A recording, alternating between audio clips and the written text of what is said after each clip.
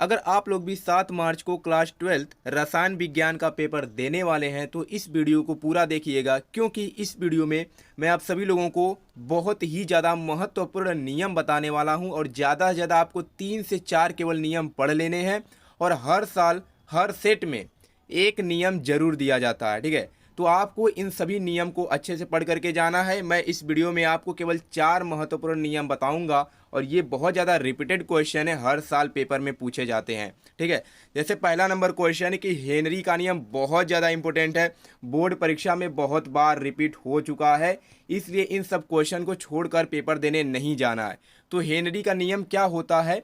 तो इस नियम के अनुसार स्थिर ताप पर किसी गैस की द्रव में विलेयता गैस के दाब के समानुपाती होती है। बहुत ही आसान है, 2 से 3 नंबर का पूछा जाता है।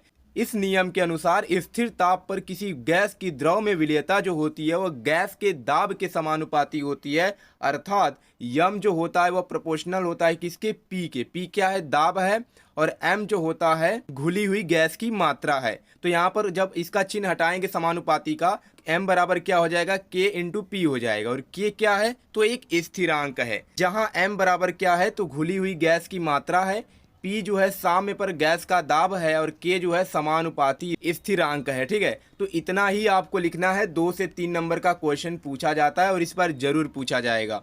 दूसरा क्वेश्चन है, इसी में लिखना है हेनरी के नियम की सीमाएं। अलग से भी क्वेश्चन पूछ सकता है कि कोई 2 हेनरी के नियम की सीमाएं बताइए, या एक ही में क्वेश्चन दे देगा कि हेनरी का नियम क्या है तथा उसकी सीमाएं भी लिखिए। तो आपको उसकी सीमाएं भी पता होनी चाहिए। पहला हो जाएगा कि दाब अधिक न हो। ठीक है, दाब अधिक नहीं होना चाहिए और ताप जो है बहुत कम नहीं होना चाहिए, और गैस जो है विलायक में बहुत कम विलेय हो। तो ये 3 सीमाएं याद कर लेना है हेनरी के नियम की। दाब अधिक न हो, ताप बहुत कम न हो, और गैस विलायक में बहुत कम विलेय हो। ठीक है, दूसरा जो नियम है वह है राउल्ट का नियम। ये भी बहुत ज़्यादा इंपॉर्टेंट है, हर साल पेपर में पूछा जाता है। तो इसमें क्या लिखना है कि इस नियम के अनुसार वाष्प दाब का जो आपेक्षिक अवनमन होता है विलयन में विलेय के मोल प्रभाज के बराबर होता है। बहुत ज़्यादा नहीं लिखना है। ठीक है, इस नियम के अनुसार वाष्प दाब का आपेक्षिक अवनमन विलयन में विलेय के मोल प्रभाज के बराबर होता है, अर्थात इसे हम क्या लिख सकते हैं?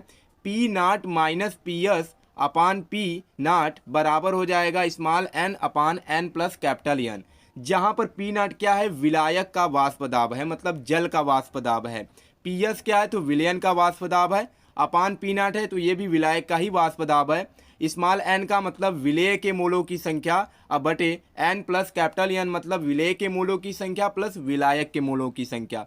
तो किसी का भी मोल प्रभाज पूछा जाता है तो उसके मोलों की संख्या बटे दोनों के मोलों की संख्या का योग होता है। तो यहाँ पर विलेय के मोलों की संख्या, विलेय के मोल प्रभाज की बात किया है तो ऊपर रहेगा विलेय के मोलों की संख्या, नीचे रहेगा विलेय प्लस विलायक के मोलों की संख्या। तो ये होता है राउल्ट का नियम। ठीक है, अब देख लेते हैं राउल्ट के नियम की क्या सीमाएं होती हैं।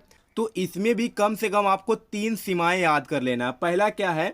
तो पहला दिया है कि केवल अति तनु विलयनों पर कार्य करता है। ठीक है, केवल अति तनु विलयनों पर कार्य करता है। दूसरा है कि एनटीपी पर दोनों घटक जो हैं अवाष्पशील होने चाहिए। और तीसरा जो इसकी सीमा है वह है कि विलेय विलायक में घुलकर संगुणित या वियोजित नहीं होना चाहिए। ठीक है, तो ये है राउल्ट के नियम की सीमाएं। फिर अगला जो नियम है हमारा वह है कोलराउस का नियम। बहुत ज़्यादा इंपॉर्टेंट है। ठीक है, मैं केवल आपको 4 ही नियम बताऊंगा और यही आपके पेपर में आने वाले हैं। कोलराउस का नियम क्या होता है? तो इस नियम के अनुसार किसी विद्युत अपघट्य की अनंत तनुता पर जो चालकता होती है इसके धनायनों तथा ऋणायनों की मोलर चालकताओं के योग के बराबर होती है। मतलब यहाँ पर देख सकते हैं अनंत तनुता पर जो चालकता है HCl का वह इसके धनायन के यानी H प्लस के प्लस ऋणायन के यानी Cl माइनस के योग की क्या होती है? बराबर होती है। तो जैसे में आपको इसको लिख देना है। ठीक है, तो ये है कोलराउस का नियम, बहुत ज़्यादा इंपॉर्टेंट है, एक भी नियम छोड़ करके नहीं जाना है। लास्ट नियम है चौथा नंबर, फैराडे के विद्युत अपघटन के नियम। इसमें क्या करना होता है? हमें 2 नियम पढ़ना होता है। ठीक है, प्रथम नियम और द्वितीय नियम। तो प्रथम नियम क्या कहता है? प्रथम नियम में है कि इस नियम के अनुसार इलेक्ट्रोडों से मुक्त हुए या इलेक्ट्रोडों पर एकत्रित होने वाले पदार्थ की जो मात्रा है वह विद्युत अपघट्य में से प्रवाहित आवेश के क्या होती है, समानुपाती होती है। मतलब W जो होता है वह समानुपाती होता है किसके, आवेश के, यानी Q के समानुपाती होता है। और Q बराबर क्या होता है, तो आप लोग जानते होंगे, फिजिक्स में पढ़े होंगे कि Q बराबर होता है IT। ठीक है, तो वही लिखा गया है, जब समानुपाती का चिन्ह हटेगा तो Z आ गया है और Q के जगह क्या लिख दिया गया है, IT लिख दिया गया है। तो W बराबर हो जाएगा ZIT, जहां Z क्या है, तो समानुपाती स्थिरांक है। ठीक है, तो यह फैराडे के विद्युत अपघटन का प्रथम नियम था। दूसरा नियम क्या है, तो द्वितीय नियम है कि जब विद्युत धारा की समान मात्रा विभिन्न विद्युत अपघट्यों में प्रवाहित की जाती है तो इलेक्ट्रोडों पर मुक्त मात्राएं, ठीक है, तो इलेक्ट्रोडों पर मुक्त मात्राएं उनके तुल्यांकी द्रव्यमान या विद्युत रासायनिक तुल्यांक के क्या होता है, समानुपाती होता है। तो ये क्या था, उनका द्वितीय नियम था। अर्थात यानी क्या इसका हो जाएगा, यानी W1/W2 बराबर किसके हो जाएगा, E1/E2 के। और हमने पीछे क्या देखा था कि W बराबर ZIT होता है, तो W1 बराबर क्या हो जाएगा, Z1IT/W2 बराबर हो जाएगा Z2IT। तो Z1IT/Z2IT बराबर भी क्या हो जाएगा, E1/E2 हो जाएगा। और IT से IT जब कैंसिल होगा तो Z1/Z2 भी किसके बराबर हो जाएगा, E1/E2 के बराबर हो जाएगा। तो ये तीनों कंडीशन हो सकते हैं, तो तीनों आपको लिख देना है। ठीक है, कि W/W2 बराबर भी E1/E2 और Z1/Z2 बराबर भी होगा E1/E2। यहाँ पर दिया भी गया है कि तुल्यांकी द्रव्यमान या विद्युत रासायनिक तुल्यांक के क्या होता है, समानुपाती होता है। तो ये हो जाएगा फैराडे के विद्युत अपघटन का द्वितीय नियम। ये 4 नियम बहुत ज़्यादा इंपॉर्टेंट है, इनको छोड़कर पेपर देने नहीं जाना है।